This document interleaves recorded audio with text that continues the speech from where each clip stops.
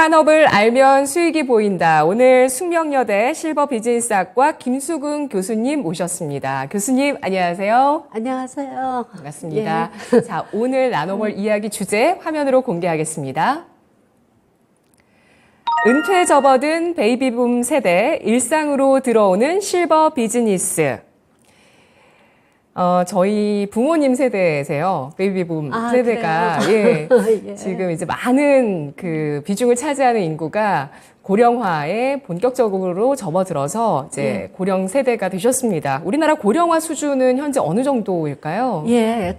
우리가 65세 이상 전체 인구에서 차지하는 비율이 7%냐, 14%냐, 20%에 따라서요. 되게 어느 정도 이제 나이 든 사람이 있는가를 알 수가 있거든요. 네. 그래서 되게 그 7%일 때를 우리가 고령화 사회, 그러니까 늙어간다는 사회죠. 그 다음에 14%일 때 늙은 사회, 고령 사회, 그 다음에 이제 초고령 사회는 20%를 얘기합니다. 그런데 2023년 7월 통계청 자료에 의하면요, 우리나라는 고령 사회입니다. 그래서 65세 이상 차지하는, 그러니까 전체 인구에서 차지하는 비율이요, 18.4%입니다. 그 다음에 인구수를 갖다 얘기하면은 되게 958만 8천 명으로 이렇게 통계로 나와 있습니다. 네. 고령화 인구 비율 이렇게 보면서 이 사회가 어느 정도 고령화 되었는지 확인할 수 있다고 하셨는데, 우리는 이제 초고령 사회의 코앞에 있는 맞습니다. 상태라고 볼 수 있습니다. 일본 일본 같은 경우에 주로 비교 대상이 되는데, 일본이랑 우리나라가 격차가 꽤 30년 가까이 차이가 난다 이런 얘기가 있었는데, 최근 들어서는 이 격차가 점점 줄어들고 있다고 합니다. 우리나라가 이 고령화가 좀 빠르게 진행이 되고 있는 것인지, 저출산이라는 것이 또 하나의 원인이 되고 있는 것인지 궁금해요. 글쎄, 제가 이제 이걸 갖다가 조금 시간적인 어떤 단계로 얘기를 하면은요, 이 베이비 부모가 관련이 있습니다. 이 말은 뭐냐면, 제2차 세계대전 후에, 그러니까 이제 전쟁이 끝나니까 사람들이 일상생활로 돌아온 거죠. 그러니까 이제 애들 일상생활을 하다 보니까, 아이들이 많이 탄생된 거예요. 근데 그 시기에 이 탄생이 붐이 된 거예요. 그러니까 대유행처럼 된 거거든요. 그래서 이 베이비 붐이라는 말이 있고 베이비 부머 이런 얘기가 있습니다. 근데 이게 국가마다 약간 차이가 있어요. 그래서 일본은 세계대전 이후 45년 이후에, 그러니까 47년부터 49년 사이에 태어난 사람들, 우리나라 같으면은 6.25 사변이 있었잖아요. 네. 그래서 되게 55년에서 63년, 미국 같은 경우에는 46년에서 64년, 그 사이에 태어난 사람들을 우리가 베이비 부머라고 합니다. 그런데 문제는 뭐냐면은, 우리나라가 이제 사람이 태어나고 나서 시간이 갈수록 나이가 들잖아요. 근데 문제가 되는 건 우리나라 고령화 속도라고 볼 수가 있어요. 이 고령화 속도라는 거는 65세 이상 인구가 인구의 연평가율이 우리나라가 너무 전 세계 유례를 갖다가 찾아볼 수 없을 정도로 급속하게 늘어나고 있는 거죠. 그래서 예를 들면은 우리가 아까 고령화 사회, 고령 사회, 초고령 사회 얘기를 했는데요.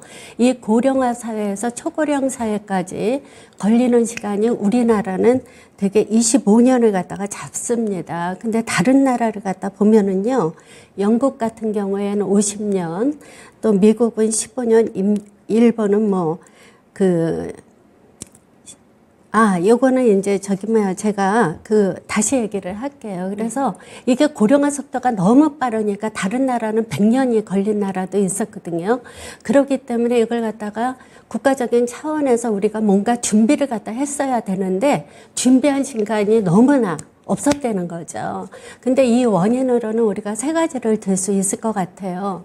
뭐냐면은 이제 저출산이 문제죠. 그 다음에 두 번째로는 베이비 붐 세대가 노년층으로 편입이 되는데, 우리나라 같은 경우에는 10년 동안 태어난 사람들이, 또 혹자는 75년까지 얘기를 합니다. 출생률이 75년. 그래서 많은 사람들이 나이 든 사람 인구율로 편입이 된다는 거죠. 그래서 그 두 가지 이율이 있고요. 세 번째는 뭐냐면 경제 발전이 됨에 따라서 또 의학 발전 수준이 높아져서 평균 수명 증가, 이 세 가지 원인을 갖다가 들 수가 있거든요. 그래서 그게 원인이라고 할 수가 있는데, 일본 같은 경우에는 굉장히 그 일본도 이제 그 고령화 속도가 빠르다고 하지만 우리나라보다는 늦다고 볼 수가 있습니다. 그래서 일본 같은 경우에는 1970년, 95년, 2010년 그러니까 우리가 살펴보면은 근 40년 동안 이렇게 준비할 기간이 있었어요. 그러니까 우리나라랑 조금 차이가 있고요. 거기는 그러니까 국가적인 차원에서 뭔가 뭐 지원이나 제도적인 어떤 차원에서 준비할 기간이 있었고요. 일본 같은 경우에는 지금 사회자님이 말씀하신 대로 세계 제1의 노인 국가라고 하는데 100세 이상 그 노인이 지금 내년에 뭐 10만 명을 넘어선다 이런 얘기도 있습니다. 근데 문제는 우리나라가 이제 지금 통계적인 어떤 측면에서 보면은요, 2040년에 그 세계 제1의 노인 국가가 될 것이다라는 예상이 있어요. 그래서 65세 이상이 37%, 그러면 일본은 어떠냐? 36.5% 그래갖고 세계 제1의 노인 국가가 될 것이다. 그래서 여기에 대한 준비가 굉장히 시급하다. 이렇게 볼 수가 있겠습니다. 네, 고령화 사회에서 초고령 사회로 진입하는 시기, 이런 부분들 그 기간을 따져봤을 때 일본 같은 경우는 1970년에서 2010년까지 걸렸기 예. 때문에 40년의 기간이 예. 걸렸고, 우리나라 같은 경우는 고령화에서 고령 사회가 18년이 걸렸고, 그리고 고령 사회에서 초고령 사회까지 가는데 7년 정도이기 때문에 거의 뭐 기간이 절반이네요. 그래서 준비할 시간이 좀 부족한 측면도 있었지만, 이런 빠른 또 인구 구조의 변화로 인해서 굉장히 가파르게 노인 국가로 가고 있는 우리나라라는 것을 볼 수가 있네요. 굉장히 시급하다고 볼 수가 있습니다. 그렇습니다. 시급한 상황입니다. 네, 고령화도 그렇고 저출산 문제도 마찬가지입니다. 맞습니다. 세계 최저 출산율을 나타내고 있어요. 일본이나 한국이나 모두 이 저출산이 가장 큰 원인이다. 이렇게 우리가 보고 있죠. 네. 실버 비즈니스, 실버 산업이 점차 일상으로 들어오고 있습니다. 이게 어떤 의미인지 또 어떤 종류가 있는 산업인지 알아볼까요? 그 실버 우리가 산업이라는 말은 요새 잘 안 쓴다고 혹자는 그러는데, 이 산업은 기업군, 기업 집단을 얘기합니다. 그래서 우리가 뭐 자동차 산업 하면은 자동차를 갖다 생산하는 기업군, 기업 집단을 갖다 의미하거든요. 그래서 실버 산업도 실버층을 대상으로 하는 실버층을 대상으로 활동하는 기업군, 기업 집단이라고 이렇게 얘기를 갖다가 할 수가 있습니다. 그런데 실버층이 뭐 이렇게 그러니까 나이가 출생해서 나이가 들면서 노인으로 되는 거 아닙니까? 그런데 지금 우리의 고정관념이 노인은 사람이랑 조금 이렇게 떨어져서 얘기를 하는 것 같아요. 근데 그게 아니라 나이가 들면서 우리가 노화에 따른 변화를 맞게 되거든요.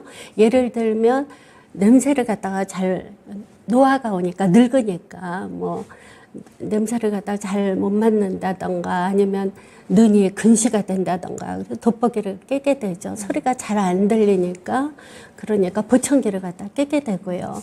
그러니까 이 사람들이 생각할 때 내가 젊었을 때는 지금 사회자님처럼 예쁘고 다 들렸거든요. 아니요, 저도 노화를 많이 느낍니다. 그런 소리 마시고요. 아니, 정말 많이 느낍니다. 그러세요? 40대이기 때문에 느끼기 시작하는 나이입니다. 저도 굉장히 공감이 됩니다. 그래요? 네. 근데 그게 우리가 어느 날 눈이 잘 안 보인단 말이죠. 가까운 것도. 그러니까 이게 가슴이 철렁하면서 뭔가 젊었을 때는 잘 보였는데, 잘 들렸는데, 보이지 않고 들리지 않으니까 뭔가 부족하고 불편하잖아요. 그러니까 여기에 어떤 갭이 생기는 거예요. 그러니까 이 갭을 갖다가 메워줄 제품이나 서비스를 생산하는 기업군, 기업 집단이 실버 산업이다, 실버 비즈니스다, 이렇게 얘기를 갖다가 할 수 있겠습니다. 그 다음에 산업의 종류를 갖다 우리가 나누는데요. 대개 선진국에서 정착된 어떤 기본 유형으로 우리가 5가지로 간단하게 이렇게 나눌 수가 있는데요. 실버 주거 산업, 그다음에 실버 여가산업, 실버 금융산업, 그다음에 실버 의료산업, 그다음에 실버 제품 및 서비스 이렇게 5개 유형으로 나눌 수가 있겠습니다. 네. 주거, 여가, 금융, 의료, 제품 서비스 이러한 부분들이 실버 세대에게 필요한 예, 그런 예. 영역들인 만큼 산업으로 커나갈 것으로 예상이 될 수밖에 없는 분야고요. 이제 이 분야가 좀 본격화되고 있는 시점이라는 점에서 많은 기업들도 주목을 하고 있는 영역들이기도 합니다. 예, 맞습니다.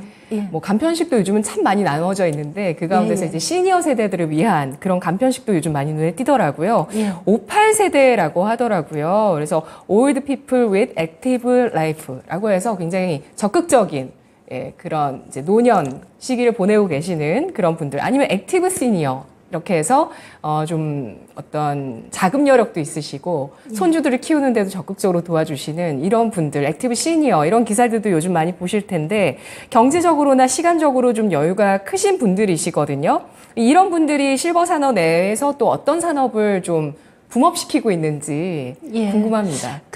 저희가요, 원래는 그러니까 실버층이나 연령이 드신 분은 과거에도 있었습니다. 근데 지금 이렇게 실버 산업이나 실버 비즈니스에 이렇게 하나의 관심의 대상이 된 거는 이 베이비 부머 세대가 그 실버층으로 편입된 그런 어떤 상황 때문입니다. 왜 그러냐면 과거에 노년층이 한 600만 잡거든요. 네네. 그다음에 지금 5에서 63까지 712만 명 잡습니다. 그런데 과거에는 우리가 고정관념으로 가지고 있는 이렇게 나이가 들어서 아프고 그다음에 힘이 없고 돈도 없고 자식들한테 줘갖고 이런 어떤 실버층을 고정관념의 어떤 부정적인 시각의 실버층을 생각하는데요.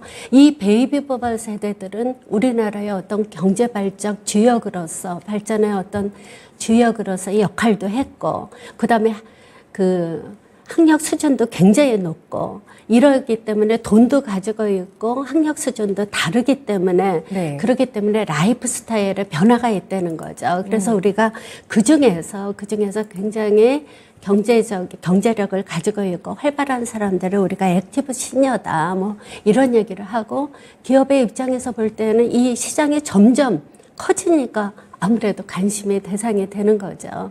그래서 제가 보기에는 이게 꼭 뭐 액티브 시니어 58세대의 뭐 각광을 갖다 받는다 이러기보다는 제가 이렇게 요새 이렇게 트렌드를 갖다가 조금 이렇게 보니까는 우리가 머슬러의 욕구 5단계라는 게 있거든요. 근데 가장 기본적인 욕구가 의식주예요. 그래서 옷이란 말이죠. 이거 기본적인 욕구란 말이죠. 그리고 자기를 표현하고 싶거든요. 그러니까 의류 계통도 굉장히 자기가 맞는 자기에게 자기의 어떤 얼굴의 어떤 주름살보다 내 인지적인 어떤 연령에 맞는 옷을 갖다 구매하기를 원하거든요. 그러니까 젊은 사람들 옷을 갖다 구매하려고 그러는데 그게 이 신체가 다르단 말이죠. 그러니까 의료 산업 쪽으로는 거기에 적합한 옷이 많지는 않아요. 그런 것 같아요. 예. 네. 그래서 그쪽으로는 조금 시장이 활성화될 필요가 있다 이렇게 보고 네. 식을 보면은요 우리가 실은 이 음식 맛을 갖다 느끼는 게 이 테스트 버드라 그래서 미래라고 이렇게 오돌도돌한 거 있잖아요. 그게 젊었을 때 많았습니다. 근데 노화가 되면 이게 점점 없어지거든요. 그래서 맛을 못 느껴요. 그런데 사람이 잘 먹어야지 건강에 맞아요. 굉장히 관련이 있잖아요. 입맛도 건강해지고. 좀 떨어지잖아요. 맛을 잘 못 느끼니까. 예. 하지만 건강 때문에 잘 드셔야 되거든요. 예, 그러니까 이 실버푸드 쪽으로 지금 많은 대기업들이 또는 네.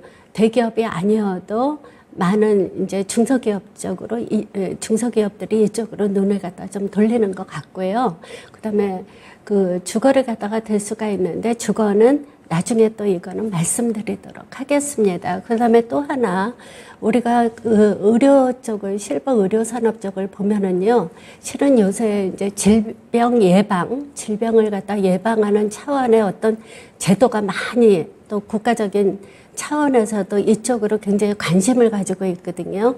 왜 그러냐면 이제 그 노인이 건강 상태가 굉장히 안 좋다 이러면은 그 눕게 돼요, 결국에는. 그러면은 이 사람을 갖다 케어하는데 굉장히 노동 집약적인 어떤 활동에 들어가게 됩니다. 그 네. 말은 뭐냐면 일어나지도 못하시고 그다음에 옆으로 놓지도 못하시고 많은 이런 일이 있거든요. 그러니까 이런 어떤 사람들을 갖다 대상으로 해서 저출산 아닙니까? 근데 노동력이 지금 부족한데 이런 어떤 쪽까지 노동력이 투입되면 굉장히 힘들단 말이죠. 그래서 이걸 과학적인 어떤 기술을 갖다가 활용해서 좀 도와줄 수 없을까라는 그 제론 테크놀로지라는 논현공학 그쪽이 또 그쪽의 어떤 제품이나 서비스가 굉장히 지금 관심을 갖고 있고 개발이 되고 있는 어떤 형편입니다. 네. 그래서 그 제가 보기에는 실버 푸드는 아직도 굉장히 그 시장이 활성화될 가능성이 가장 크다. 저는 이렇게 생각이 들고요. 논현공학 쪽도 우리 저출산과 맞물려서 굉장히 이거는 앞으로 각광을 받고 그 다음에 이제 활성화가 이루어지겠다. 이렇게 생각이 듭니다. 네. 여기에 이제 최근에 나오는 소식 중에 가장 눈에 띄는 게 뭐 우리나라도 그렇고 일본도 그렇고 실버타운입니다. 그러니까 도심 내 또 실버타운이 엄청난 인기를 끌고 있어서 뭐 대기만 몇 년을 하셔야 되고 경쟁률도 엄청나다고 하더라고요. 대형 건설사들이 도심 역세권에 실버타운을 구축하려고 한다고 하는데 예. 현황이나 이유 알아볼까요? 저도 실버타운을 갔다가 우리나라에 있는 그 서울 근교에 있는 실버타운을 제가 다 가봤거든요. 그런데 제가 실버타운을 갔다가 실버 주거시설, 그러니까 실버 주거시설, 주거산업 중에 하나의 유형이거든요. 그래서 우리가 실버 유료주택 하면 실버타운을 갖다 얘기를 갖다 합니다. 그런데 이게 정말 실버층의 욕구를 갖다 충족시키는 거예요. 무슨 얘기냐면 그 실버타운에 입주를 하면 대개는 이제 생활 관련 서비스, 음식을, 식사를 갖다 새끼를 제공해주고 그 다음에 세탁이나 또는 청소 같은 것도 서비스를 갖다 이용할 수가 있습니다. 그 다음에 또 가장 이제 문제가 되는 게 건강인데 매일 건강을 갖다 체크해줘요. 그 다음에 이제 여가 관련 서비스인데 실은 은퇴를 하게 되면 24시간이 다 그 어떻게 내가 마음대로 쓸 수 있는 시간이잖아요. 그래서 내 시간을 갖다가 가장 효용적으로 사용해서 내가 죽을 수가 있으면 좋겠다라는 게 우리의 또 목표거든요. 실버층들의. 근데 그런 어떤 욕구를 갖다 충족시켜줘요. 굉장히 프로그램이 다양합니다. 네네. 그래서 이런 세 가지 서비스를 제공해 주는 게 실버타운이라 실버타운은 정말 소비자의 욕구를 갖다 충족시키는 곳이다. 이렇게 볼 수가 있는데 이게 과거에는 실버층들에 대해서 사람들이 잘 몰랐어요. 나이가 들면 뭐 산 좋고 물 좋은 것을 갖다가 좋아한다. 뭐 그 공기 맑은 것을 좋아한다. 이렇게 보는데 실은 그게 아니라는 거죠. 특히나 우리 아까 맞아요. 타겟이 베이비 부머라 그랬잖아요. 네. 그렇기 때문에 이것도 정말 예, 공감됩니다. 도심 생활을 더 좋아하세요. 그렇죠. 병원도 가깝기 때문에 더 좋아하시고. 예예. 네. 그래서 많이 아마 서울뿐만 아니라 대도시 인근에 많이 생기지 네. 않을까 그런 생각이 듭니다. 월 한 뭐 몇백만 원 수준의 다 범위가 형성이 되어 있죠. 월 그게- 이용료가. 그게 예. 요새 굉장히 우리가 2010년도 그때 실버타운이 굉장히 많이 생겼다가 하여튼 문제가 많았어요. 사회적으로. 네. 그랬는데 요새는 다 임대 방식으로 바뀌었고 그 임대금을 갖다가 우리가 또 찾을 수가 있어요. 그래서 근데 그거는 천차만별입니다.